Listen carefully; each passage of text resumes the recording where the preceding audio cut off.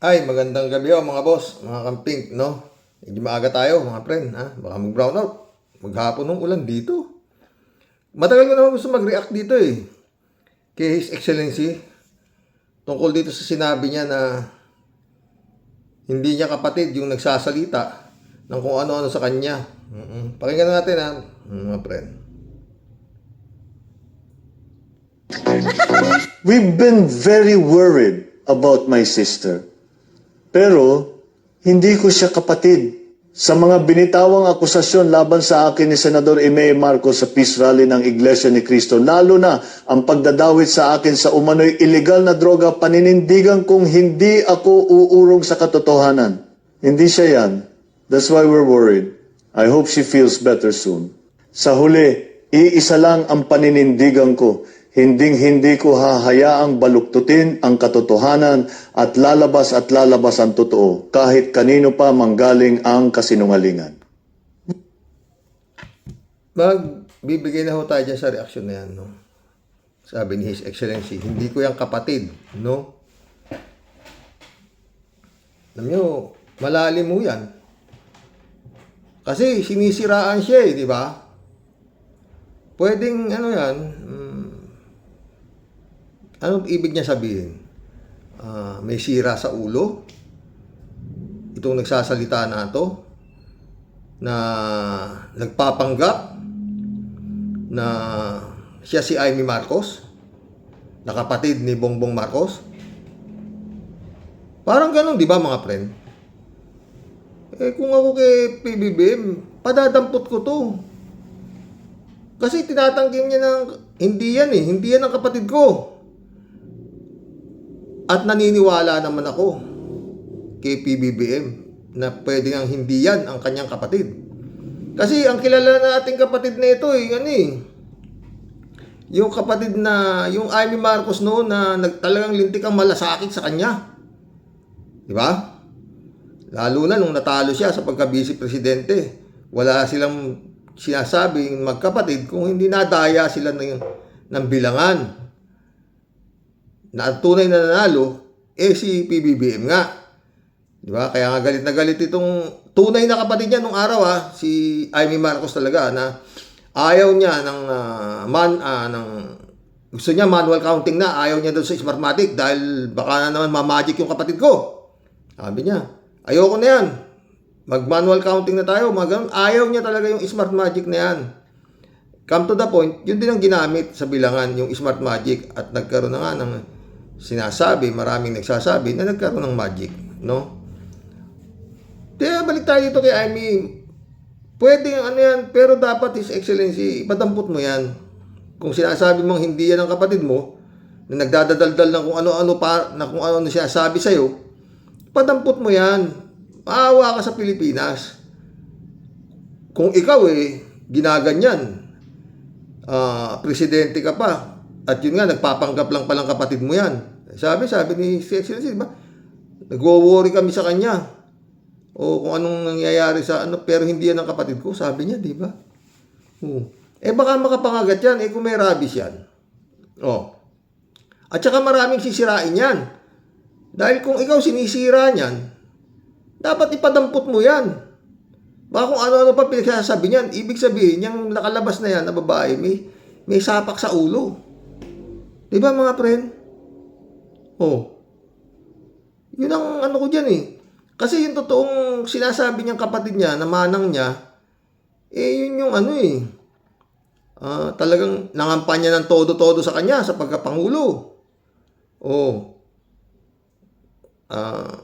Tsaka itong si Sayad, nangampanya siya dyan sa dalawa na yan, talagang, di ba mga friend? Tapos ngayon, kung ano-anong pinagsasabi, na pwede mo sinisira niya ang pagkatao mo ngayon. Mantalang siya nga yung nagsasabi nun na sa kasama niya si Victor Rodriguez na hindi ka naman talaga nagdodroga. Ngayon, eto siya. Di ba, mga friend? Ano sa palagay niya mga ka-warriors? Di ba?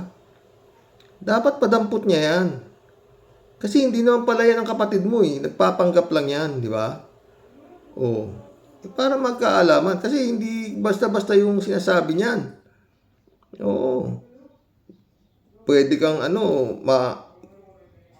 talagang masira yung pagkatao mo na, di ba? Oh, pero ako naniniwala ako sa iyo, PBBM, na hindi nga yan ang kapatid mo dahil nakita ko nung panahon ng natalo ka, talagang galit na galit yan. Oo, di ba? Talagang pinaglalaban ka niya. Oh. Nangampanya siya para sa iyo. Oh, silang dalawa ni Victor Rodriguez, di ba? Ang problema, pinapatula kagaya to si Sayad. Sinasakyan niya yung sagot ni BBM kay Amy Marcos. Karakteristik ng isang drug addict. Tingnan mo, sira rin ang ulo ito.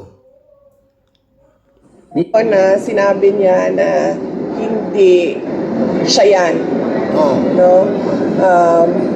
And sa tingin ko it fits the profile of a drug addict. Kita mo? Ito pa isa. Ba't kasi hindi pa? Ang lakas ng power ng presidente. Medyo dapat medyo.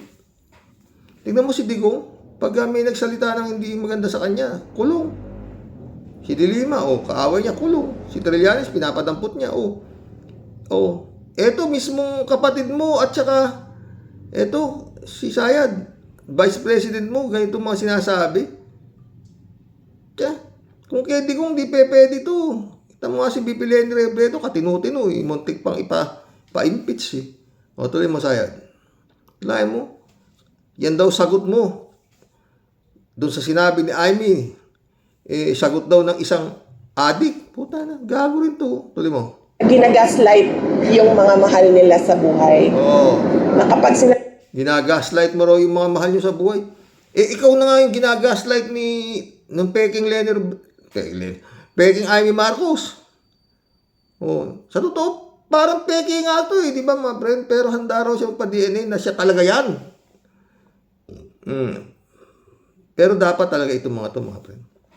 Padampot ito ni PBBM at ipasaykayatrist man lang. No? May mga sayat talaga to. Tuloy mo, Sayad. Sabi nung mahal nila sa buhay, may problema ka, sasabihin nila na wala akong problema, ikaw yung problema. It's a very characteristic response of a drug addict. Gago talaga, di ba? Ito paligo to rin. Sa tansya ko lang ito talaga mga addict to mga to Silang dalawa ni Amy. Baka itong mga tunay na addict. Oo. Pagmamalasakit ba tawag mo doon sa ginagawa nung peking Amy Marcos na sinasabi ni BBM na nagmamalasakit, gusto nga siyang ipapatay na halos Silang buong pamilya di ba? Dapat ito papahinto to. His Excellency. Oo. Ang bagal naman kasi ng mga kasong nakasampa rito. Hanggang ngayon, wala pa bang probable ko sinampa ng NBI dito. Ang tagal, no? Tsaka yung impeachment nito, paano? Tuloy mo, Sayad. Slight nila yung mga nagmamalasakit sa kanila. Na sinabi niya na hindi siya yan. No? And sa tingin ko it fits the profile of a drug addict. Tama na, puta na, sakit sa tenga ito. Si Kalat nilang natutuwa sa boses nitong hype na ito Antakin mo yung sagot mo raw, His Excellency, it fits the profile of a drug addict. Kita mo. Bagay, medyo malalim talaga yung sagot niya, mga friend, no? Malalim. Pero yun nga, kung ako, naniniwala ako sa sagot niya na hindi yan si Amy Marcos. Kasi kilala natin yung Amy Marcos na talagang ang malasakit sa kanyang kapatid. Talagang sagad hanggang takin mo yung 6 na taong nakapupo si BP Lenny. Talagang hindi nila inirespeto bilang pangalawang pangulo yun. Dahil yun nga, ang sabi nila, peking BP yun. Diba? Yun. Pero yun, dapat may action to, hindi pwede salita na it's not my sister. Dapat meron ka aksyon. Padampot mo na yan. Kung hindi pala yan ang sister mo, tapos ganyan ang mga pagsasabi sa'yo, peke, di ba? Hindi naman pwedeng sabing AI yan. O ano tawag ito? Nagpa-plastic surgery yan. O mahirap kopyahin yung baba ni Amy Marcos. Oo. Diba? Yun yan mga friend. Kaya dapat talaga tapang. Una talagang hindi sa tapang. Talagang wala. Winawalang niya ka presidente ka ng Pilipinas. Paano yan? Ay, wala ka namang kasalanan. Dahil yung tunay mong kapatid na sinasabi mong na hinahanap nyo kung nasaan na, asa na nga, talagang, tinaas mo pa yung kamay nun, di ba? Pinakilala mo pa yun, manang Amy ko to, di ba? Tapos ngayon, may biglang ganyan lalabas na kamukha ng kapatid mo na kung ano-ano sinasabi sa'yo, di ba? Malabo. Intermission muna tayo mga friend. Natuwa lang ako rito. Pa, nakita ko yung kaibigan kong kontraktor. Grabe, ang daming pera. Wow. Kunyari nga pala pa, nilapitan ka. Sabihin, ihiramin ako isang araw, tapos bibigyan ka ng 10 milyon. Kinabukasan, isusoli din ako. Papayag ka? Ano? 10 milyon? Oo, 10 milyon. Isang araw? Isang araw lang. Tapos, solid ka? Oo. Uy, hindi ako papayag niyan. Kahit maghirap ako, kahit wala akong pera. Huwag ka lang, ibalik. Anak ka ng ku. Gaganda ng chipay ni Pulong mga friend. Tapos yun si Ellen Adarna. Nung dalawa pa sila, nung on pa sila nun, siguro. Tapos, eto, yung hindi drug addict, lalo niyan, hindi yan drug addict. Oo. Yan. Si Basti yata ito. Mukhang anghel, hindi drug addict. Eto. Handa na raw siyang pumalit kay PBBM kung magre-resign. Laki talaga diferensya nito.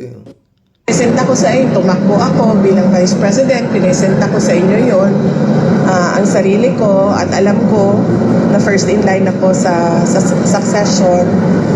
Wala nang tanong doon kung ano ang gagawin ko.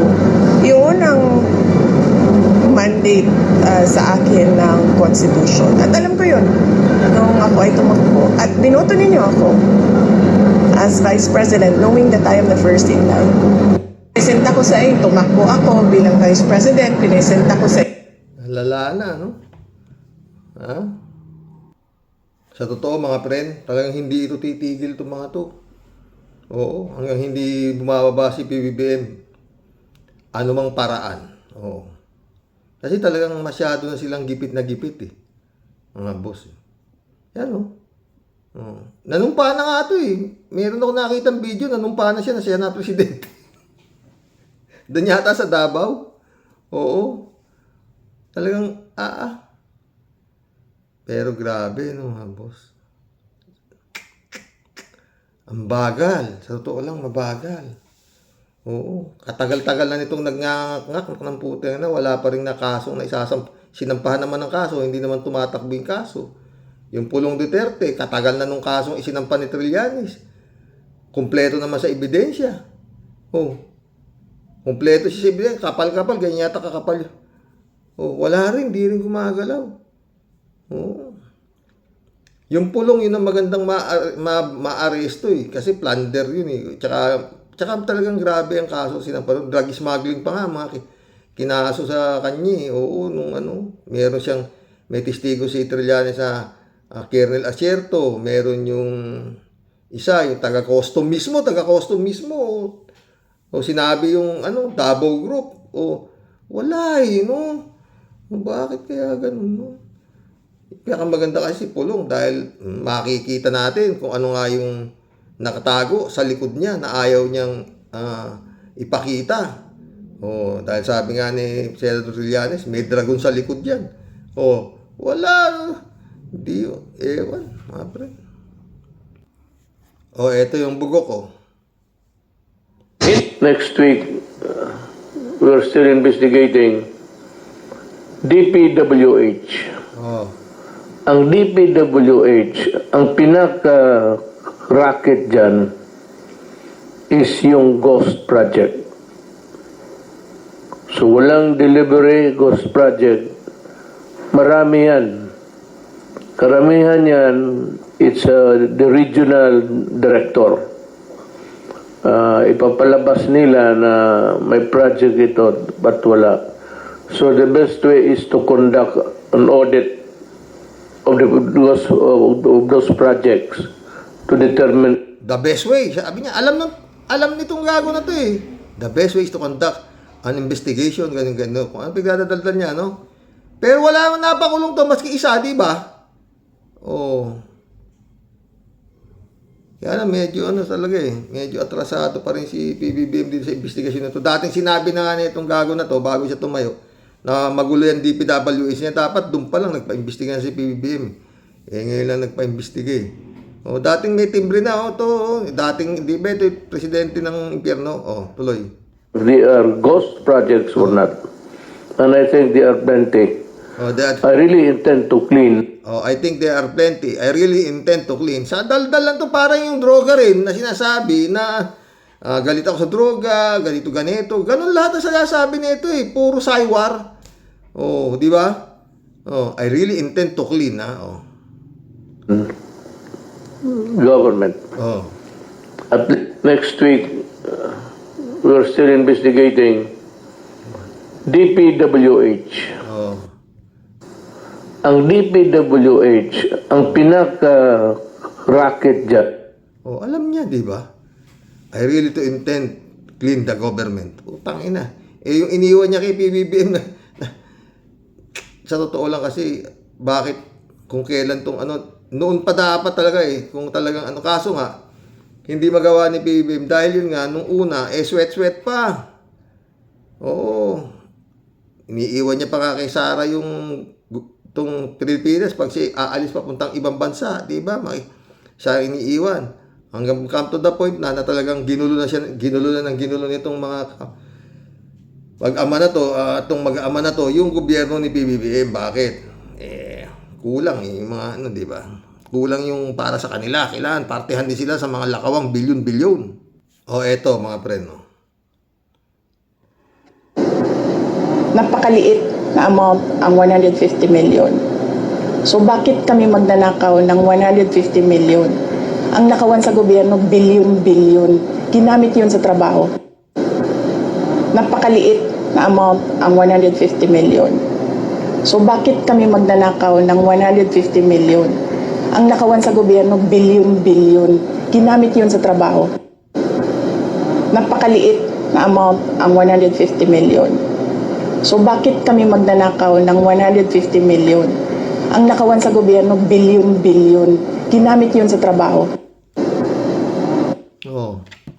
Para sa kanya talaga, yung 150 million, napakaliit na halaga lang yan.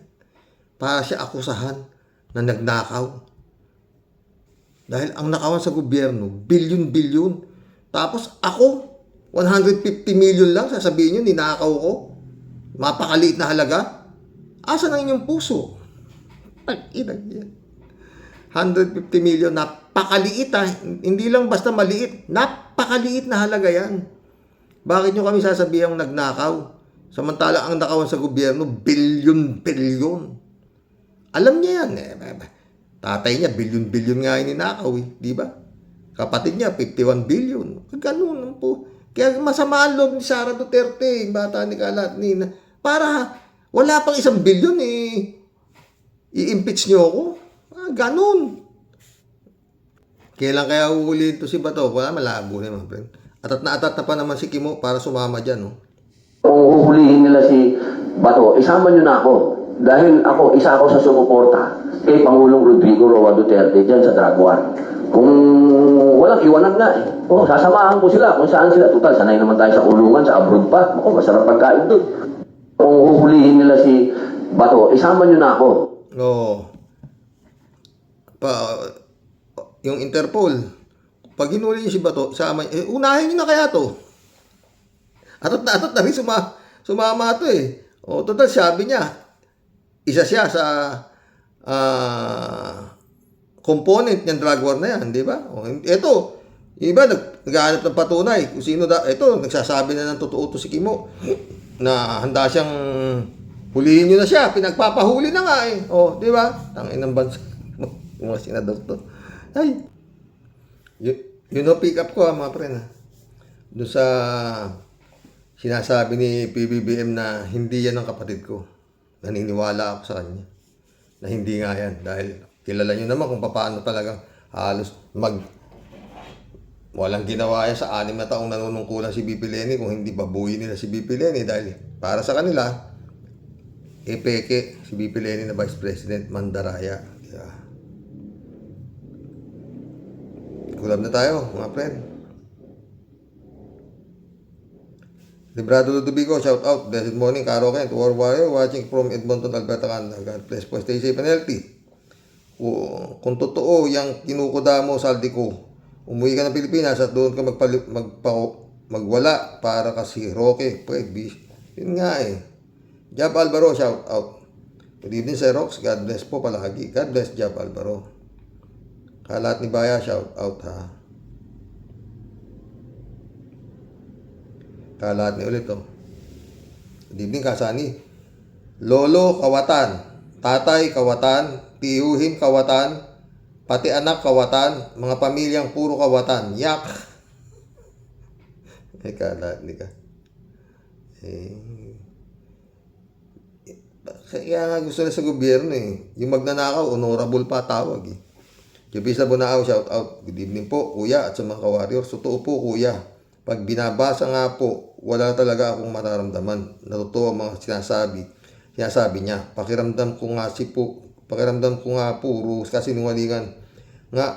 Puro kasinungalingan nga. Umuwi ka dito mo sabihin ang pinagsasabi mo dyan. No? Yun nga, itong si Saldi Kupal nito eh, wala eh. Parang si ano rin. Ay, nako. Shelly J. Sir, shout out. Kawawang Pilipinas. Pag nakabalik yung mga yan sa Malacanang, Karox, ay patay. Impyerno, labas. Parehong demonyo yun. Mga demonyo yun, Papa. Jane Labay na sumagot oh. Kamo, wala ng Pilipinas. Province ng China. Labas-pasok ng mga Chinese warship. Di na makakapag-fishing mga mangisda natin sa sarili nating karagatan. Totoo yan. No? Shirley J. Sir ulit ito.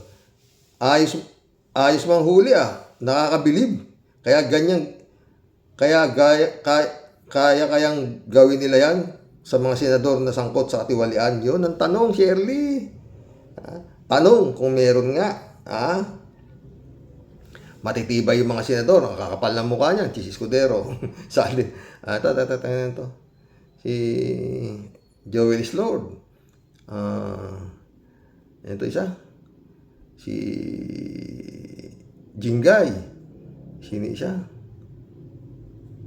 Si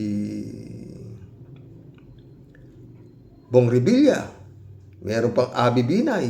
Meron pang Grace po. Ang dami. Totoo lang eh. Pero lahat po yan, di komentado yan dahil ang nagsabi niyan, hindi naman basta-basta. Diba?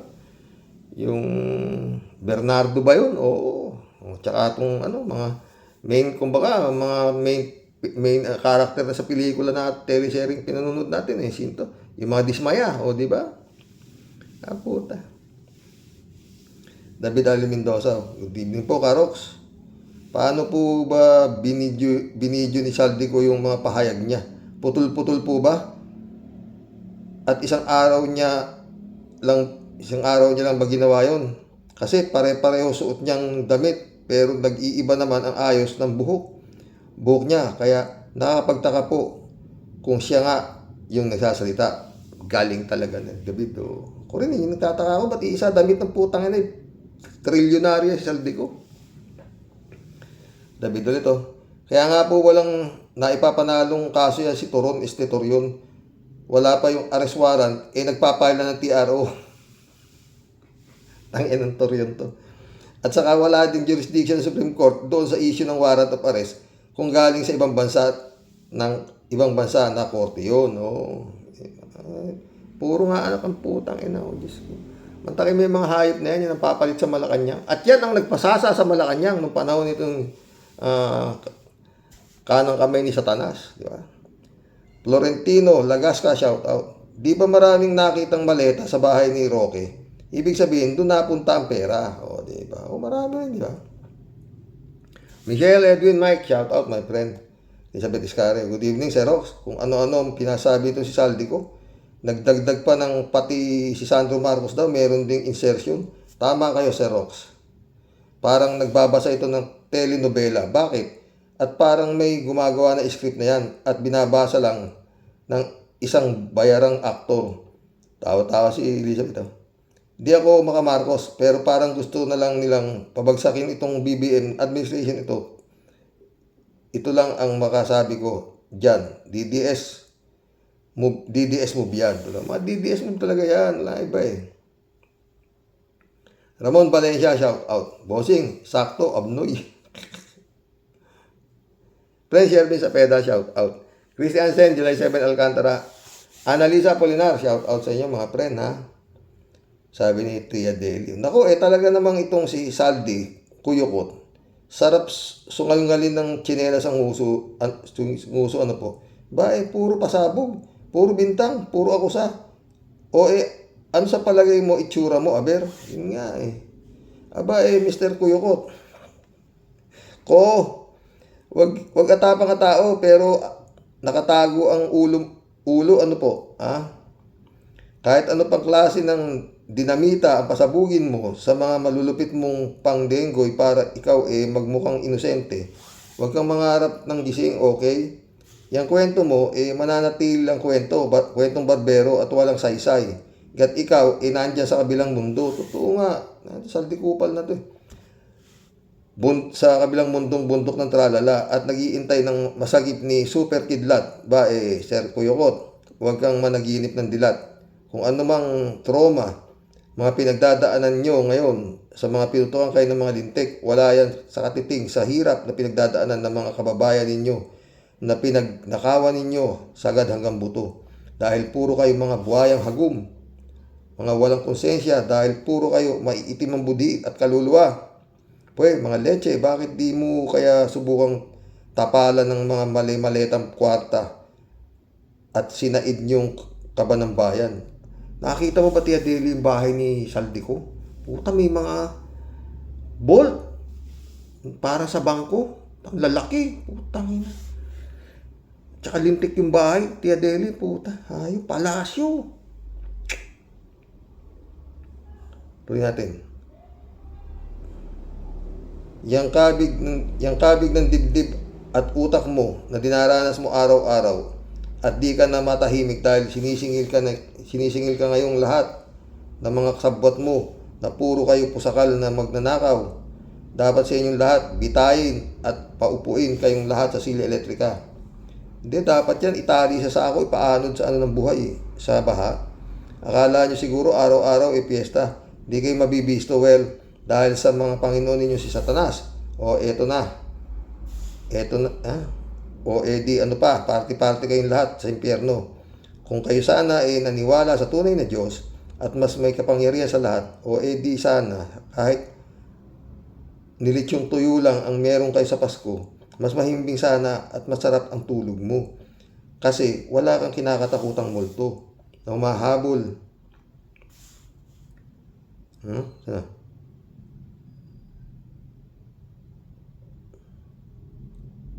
Kinatatakutan mo na humahabol at isasaalang-alang ang lubot mong kuyukot sa silya elektrika. Kaya pagbutihin mo pa sana ang pagtatago mo dahil kapag ikaw nadakma, mas magiging masaya ang Pasko ni Piryong at Dagul na makakasama mo sa kulungan. Wala, mahirap yan. Kadadaing pera. Good luck sa'yo. Sana nga maging happy ending ang muli ninyong pagkikita ng iyong mga kamaging kakosa. Kung ako sa'yo, magbibigti na lang ako sa puno ng kamatis. Dapat. Mabuti nga yan sa inyo. Isa kang ganid at pusakal na magnanakaw na ngayon toliro, di pataranta ang inaabot mo. Leche, kinam.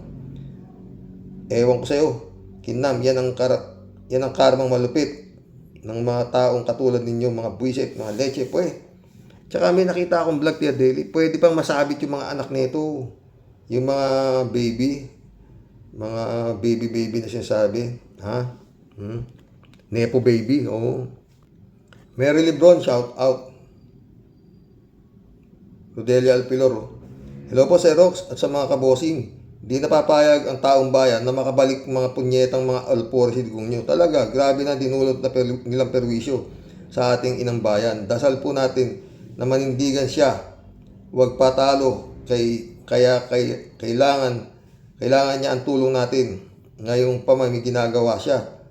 Ay nako ko, umuwi ka, patunayan mo lahat ang sinasabi mo. At sa hipag mo, Sir Rox, tiyaga lang po bibigay ni Lord ang dalangin mo, kasama mo kami, sir. Ingat tayong lahat. God bless us all. Salamat, Rodelia. Oo. Jane Labay na, shout out.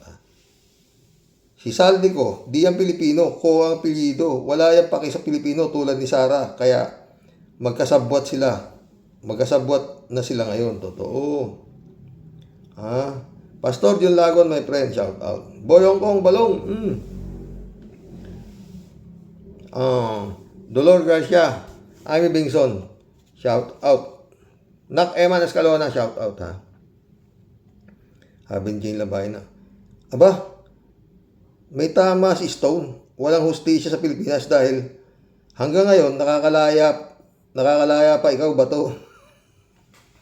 Oo nga, tama talaga to si Jane Labay na to. Magaling to. Si Bongo Sara Kimo Revilla. Pag nakulong na kayo, yun, masasabi na nating may hustisya sa Pinas. Tama! Galing nga. Yun nga inaantay ko, ikaw naman. Pag may nakulong na senador, na sinasabing bago magpasko, may makukulong, senador o kongresista, may batas na. At higit sa lahat, Jane Labay na, pag nahuli na si Bantag,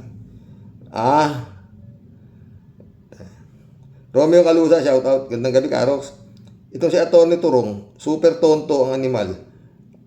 Andito naman si Romeo. Ano ito? Kampi ng mga kriminal? Paluin kita sa ulo. Kita mo, niwala kang comment sa mga pinatay. Tapos, todo tanggol ka sa mga kriminal. Pilipitin ko yung leg mo, leche. Para kasi Atty. Kukmang, ha? Ay, naku, Romeo. Ano to? Romeo Calusa ulit. At ito si Saldi ko, isa ring siraulo. Nandamay pa. Ano ito? Ginugulo lang administration BBM. Tarantado ka, umuwi ka dito sa Pinas. Dito ka magpaliwanag, animal. Animal ka, paluin kita sa ulo. Sa dami ng ninakaw mo. Gusto mong ibaling ang katarantaduan mo sa iba. Bumalik ka dito, animal ka. May ulo talaga to si Romeo Calusa na to. Jan Dimango, my friend, shout out. Marilo Pabian, tumatagal itong si Saldi ko. Tila wala na dating sa tao pagsasabi. Dapat isang bagsakan lang pagsasabi niya kung katotohanan talaga sinasabi niya. Nawa ay maliwanagan mga isip ng kumakalaban sa ngayon at gustong ilagay ang isang unqualified na aspiring maging leader ng bansa. Grabe si Roque. Darating araw, kakainin niya ang mga pinagsasabi niya. Tila may sapi ng masamang spirit. Totoo. Halos lahat naman sila parang may sapi na eh. Di ba?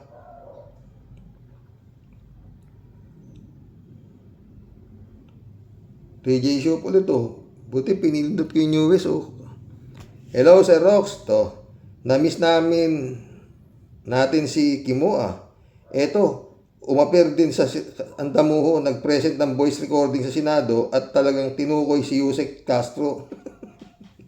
Minsan na talakayin ko Pero ito na lang pagsama niya sa meron daw troll pa ang presidente, kundi ba naman isa't kalahating stupid si Kimoa. Wala naman siyang evidence na si Yusek Ler nga yung nasa. Kaya sinupalpal siya ni Tito Sen. Ay, nako. Basta DDS, walang utak. Wala talagang utak yan. Putangin ng mga yan. Ay. Utakin niya mga hayop na yan. Si Harry Roque naman, panay pa ang palusot na di raw siya inaresto. Sige na nga. Di ka na nga inaresto. Pero kung pinuntahan ka sa bahay mo ng mga otoridad at sinisipa ka na sa apartment mo at itatapos Australia kung saan ka kumuha ng visa anong tawag mo ron? Sige na nga, naniniwala na ako dito kay Roque. Pero hanggang saan ka magtatago? Sabi nga sa English, you can run, but you can't hide. Oo. 3J Soup ulit to. Proud pa, ang damuhon na siya. Siya raw ay pinaka high profile asylum seeker. Masira nga ulo niyan, lahat yan, putang ina, mantakin mo, tapos yan ang ibabalik mo yung demonyong puo nila sa anak ng puta. Sa Malacanang, lahat yan ang magpapasasa naman, kagaya na nangyari dito kay itong si Digong Neto. Pinagmalaki pa, di ka naman inahunting ng batas dahil trip lang nila kasi DDS, inahunting ka ng batas kasi may kaso ka. Huwag kang nagsisinungaling, Harry Roque. Ay, hindi pwedeng hindi magsinungaling. 3J Soup ulit. Ay, ito naman Comelec, kumulekta. Pinagtakpan si Quezon de Bola. Walang nangyari sa kaso ni Quezon sa Comelec kasi kumulekta na si Comelec. Wala kang maasahan hanggang nandyan yung Garcia. Hello Garcia, magkano po? Ganun ba? Hindi ko alam yun Talaga nakatutok si 3J Soup. Oo. Ibig mo sabihin, wala nangyari? Doon sa kaso ni itong sa Comelec, anak ng putang ina. Di para mo sinabing wala rin mangyayari sa kaso ni itong si Marcolecta sa Comelec. Tangina, ano ba yan? His Excellency. Sus Mario Jose po. Kaya hirap na hirap talaga ang maglinis itong si PBBM sa mga naiwan itong si Digong. Sa totoo lang, kaya hirap na hirap siya maglinis. Kasi nga, anak ng putang inang yan, puro tao ni Digong. Sa Supreme Court lang, 12 appointee ni Digong doon. Sipin mo, 15 lang yata yung justices doon. Utang ina. Diyos ko. Lahat barado no? Grabe. Dasal na lang talaga pag-asa na itong bansa na ito, mga friend. Na itong mga nagsisilbi sa demonyo, maano yung utak. Mabago. Pero ito, God moves in a very mysterious way. Mission accomplished, mga friend. Hanggang bukas po muli. Oo. Naku, kung makapag-isa ako mamayang gabi. Daming topic. Oo. No? Kalat baka alam mo kung nasa hinahanap ni PBBM. Yung tunay na kapatid daw niya. Nasaan daw? Hindi raw yan. Hindi raw yung si Baba na yan. Clone. Good night. God bless.